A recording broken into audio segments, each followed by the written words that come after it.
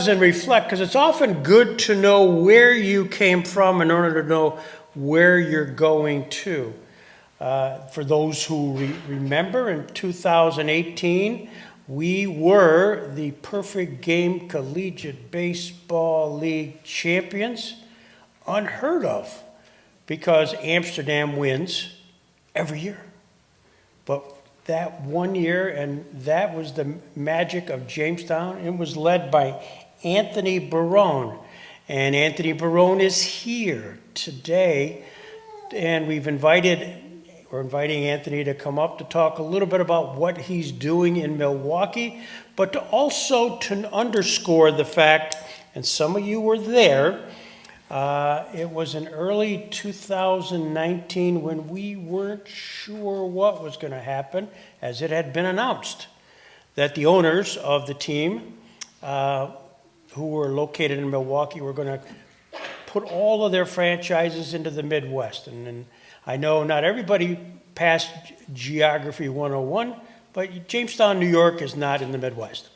So they made it loud and clear that they were going to do something with their franchise, which was probably going to sell it, which in fact was going to leave us without team. That continuation of almost 80 years of baseball, which Russ Dietrich, front row, has been intimate about, was at risk.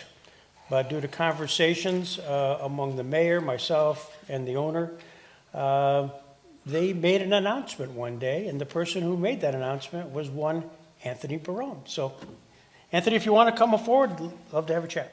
Well, it's really good to see everybody here, and a lot of faces that in my career that I've come across from high school, from Scott Kimberg writing stories in basketball and baseball, and talking about the 2018 season. I see Russ Dietrich down here in the front, and Russ, quick story about that season.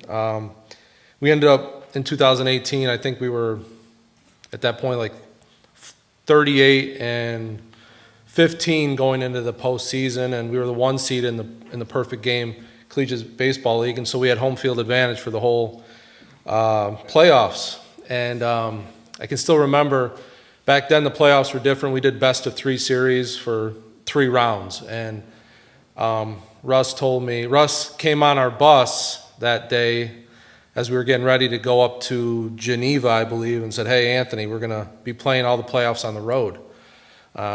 So it was a bit of a shock, and Babe Ruth World Series sort of trumped us that summer, and Russ is like, "You guys can do it. You guys are gonna be fine." And little did anyone know that summer we were 24-1 at home, and we only lost 1 game all summer at Dietrich Park. And so we were a little bit like, shooken up and not ready, for that.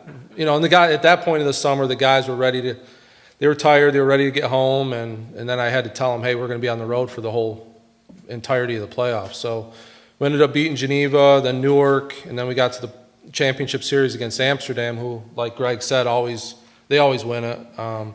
They had a lineup full of first-round picks, and our team who scrapped our way to the finals, and we had to play the best of 3 at Amsterdam, and we ended up winning Game 3 and partying on the bus ride home, and it was a great experience. But I still remember Russ coming on the bus and telling us, "Hey, you guys can do it. You had a great season," and that was sort of the end for me in Jamestown, but sort of the beginning, like Greg said, of my next venture and how it prepared me to be in Milwaukee. And my family's here, my wife and 2 of my kids, and I tell people Jamestown means a lot to me. Grew up here, went to Jamestown High School, 97 graduate. And the community, means more than anything. And that's still a reason I live half the year out in Milwaukee and half the year here in Jamestown. But very easily could move out to Milwaukee with my family and have my career out there. But, I choose to be here and spend my off season in Jamestown. I believe it's really important for my kids to grow up and see where I, sort of came up through, and having the support from my family doing what I do is, it's a blessing. But just like I said, to have this team here, I remember back in the winter of 2014, when the summer of 2014, the Jammers moved to, I believe, Morgantown, West Virginia, and I was out of baseball actually for about a year, and I was down in the Falconer Plaza there near Tim Hortons when Mayor Teresi saw me at one of the Phil and Cindy's restaurant, and he had said, "Hey, you have any interest in getting back in baseball? There's new ownership now with the summer collegiate team," and I said, "Yeah, it always still is something it's my passion, and so anyway, I went out to Milwaukee for an interview back in, I believe it was December 2014, and met with Mike Zimmerman and Dan Kinsey, and that was sort of the beginning of collegiate summer baseball here in Jamestown. We were in the Prospect League back in 2015, where we were taking bus rides to West Virginia, out to Illinois. It was a 72-game schedule, and it was a grueling summer collegiate league. And then we made the decision after that, let's join the PGCBL. Financially, it was better, and it was easier for our players too. It was tough to recruit players, letting them know we had 13-hour bus rides and playing a 72-game schedule. So it was good timing, and being the PGCBL is great as far as New York State, all the old Penn League teams that a lot of us grew up watching in the cities, and Elmira and Oneonta and all those teams. So it was such a great experience, and I'm so grateful that Mike Zimmerman was able to donate the franchise to good people that really care about the future of baseball in the city. I try to tell people where I'm at right now. I don't think it's the biggest city, Jamestown. It's not, I don't think, doesn't have the most money. It doesn't have a lot of glamour, but I always tell people that growing up here and playing sports here, and it gave me a lot of confidence in myself, because the diversity and the tough competition growing up, and nothing was ever given to us in Jamestown.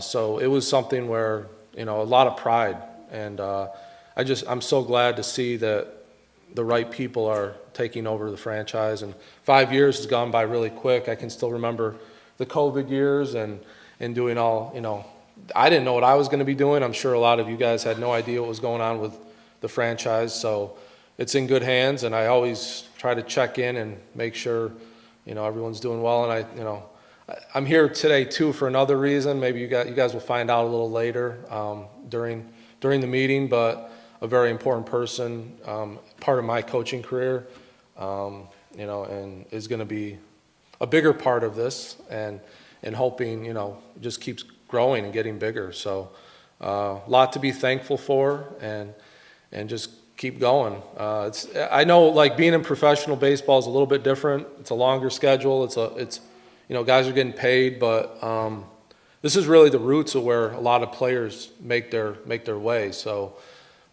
it's really important the community gets involved and supports their players that are representing Jamestown.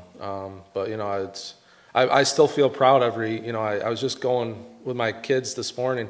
I was thinking about wearing my Jammers championship ring today. I'm like, that's a little too much pressure possibly for, maybe the next guys. So I was thinking about it because it meant a lot to me. It was, the group of guys that we beat that summer in 2018 was, there's 3 or 4 big leaguers now from that Amsterdam team. And, the guy that closed out that series for us, Ryan Boyer, was a Division III guy from Pitt Bradford, and now he's in AAA with the Toronto Blue Jays. So just to see the growth of those players and the importance, this can be for a lot of guys' career, and just keep going. And it's never easy, right? I mean, it's the way sports, it is. So just, I try to tell my kids the same thing. There's going to be ups and downs, but you just got to keep going. And with a franchise, just keep this thing going, because it's important for the community. So thank you guys for coming out today.